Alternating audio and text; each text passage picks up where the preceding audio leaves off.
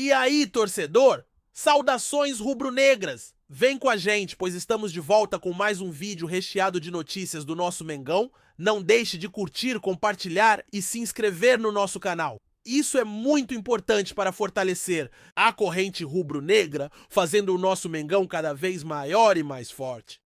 Um magnata árabe, detentor de vastos recursos financeiros, demonstrou interesse em alterar a lateral do Flamengo. E é exatamente esse o tema que vou abordar. Também comentarei sobre um novo contrato referente ao patrocínio principal do clube. Adicionalmente, falarei sobre o treinador que assumiu a total responsabilidade pela derrota do Flamengo na partida de ontem, realizada no Maracanã contra o Central Córdoba.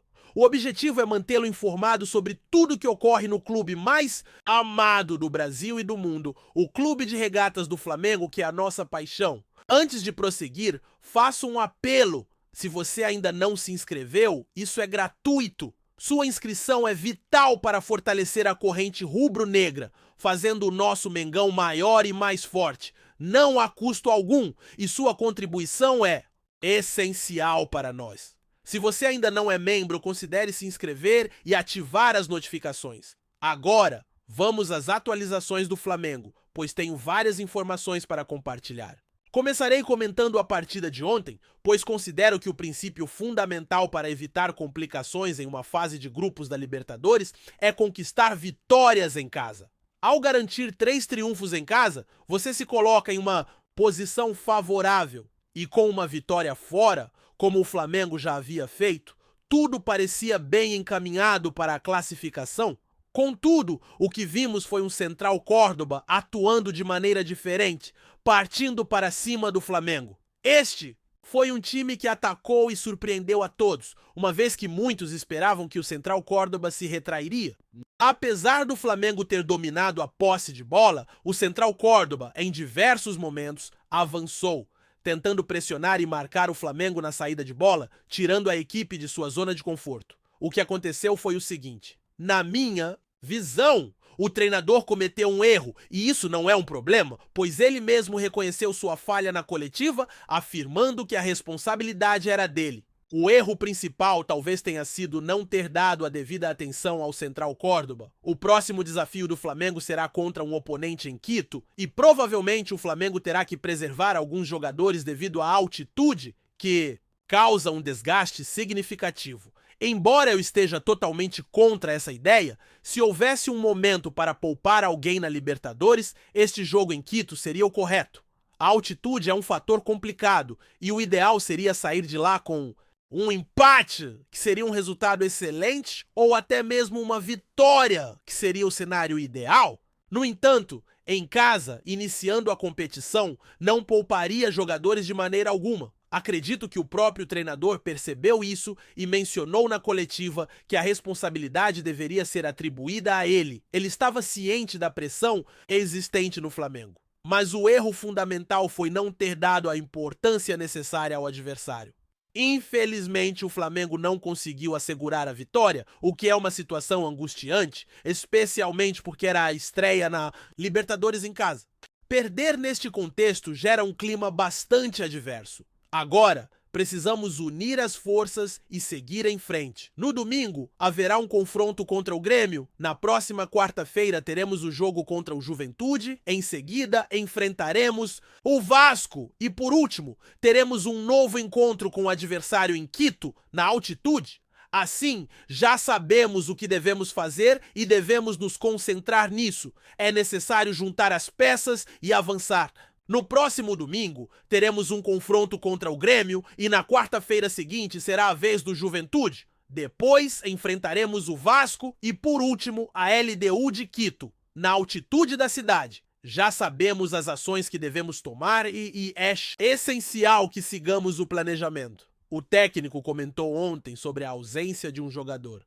Perguntei a ele sobre sua exclusão da lista dos convocados e ele mencionou que havia algumas opções a considerar. Ele indicou um atleta como uma possibilidade para integrar a equipe que entrará em campo. Além disso, o técnico destacou que outro jogador estava em boas condições para atuar e mencionou também mais um atleta que poderia ser escalado como zagueiro se necessário. Assim, por uma decisão técnica, ele optou por deixá-lo fora da convocação. Ele enfatizou que essa escolha não estava relacionada ao contrato que está prestes a terminar, mas foi uma decisão exclusivamente técnica, considerando que existe um limite de jogadores convocáveis para os jogos da Conmebol. Seria interessante que você compartilhasse sua análise da partida de ontem nos comentários, pois sua visão é bastante importante. A LDU saiu vencedora e, com esse resultado, a classificação do grupo do Flamengo se apresenta da seguinte forma. Antes de continuarmos, não deixe de curtir, compartilhar e se inscrever no nosso canal. Isso é muito importante para fortalecer a corrente rubro-negra, fazendo o nosso Mengão cada vez maior e mais forte. A LDU na liderança com 4 pontos, Central Córdoba em segundo, também com 4 pontos. Flamengo em terceiro com 3 pontos e Deportivo Táchira na última colocação, sem nenhum ponto. Esta é a atual situação do grupo do Flamengo, que agora precisa se empenhar para recuperar o espaço perdido, buscando conquistar mais uma vitória fora de casa e especialmente no duelo contra a LDU, que poderia ser um marco para nossa tabela, possibilitando até um retorno à liderança, embora o próximo jogo envolva Central Córdoba e Deportivo Táchira. Mudando de tema, precisamos discutir o novo acordo de patrocínio Master, uma vez que ontem foi anunciada uma nova patrocinadora nesse segmento. É fundamental esclarecer o que está ocorrendo, já que muitas pessoas têm perguntado sobre a saída da patrocinadora anterior. A patrocinadora antiga não está mais associada ao Flamengo devido ao rompimento de contrato, mas a nova é uma extensão da anterior. Para ilustrar, é como se 2 emissoras de televisão fossem a mesma entidade. Funcionam de maneira similar. A nova patrocinadora traz uma nova denominação e identidade visual, mas ainda é uma empresa que se relaciona com a anterior. O acordo que assegura uma quantia significativa anualmente ao clube permanece o mesmo. A antiga patrocinadora agora figura na parte de trás da camisa, enquanto a nova aparece em destaque na frente. Essa mudança foi uma estratégia para melhor promover a nova marca. Ontem, um artista esteve presente no Maracanã, o que gerou um certo alvoroço em torno da alteração. Mas, na verdade, foi apenas uma reorganização da questão do patrocínio Master. Mudando de tema, chegou o momento de discutir a possível saída de um defensor do Flamengo. Dado o interesse de clubes árabes na aquisição de um atleta dessa posição, desde o começo do ano, o Flamengo anunciou que não contava com ele e ele tem treinado em separado, ao lado de outro jogador, nas instalações do Ninho do Urubu. A janela de transferências para a Arábia está fechada no momento, mas 2 times estão acompanhando a situação do atleta. É esperado que uma proposta chegue ao Flamengo nos próximos dias. No entanto, com a janela atualmente fechada, esse interesse deve permanecer em suspenso até o meio do ano. A expectativa é que, quando a janela reabrir, as conversas para negociação se intensifiquem. O processo de contratação desse jogador está em andamento e uma proposta para o Flamengo deve surgir em breve. O desafio é que a janela de transferência está fechada, o que implica que essa situação deve se prolongar até o meio do ano.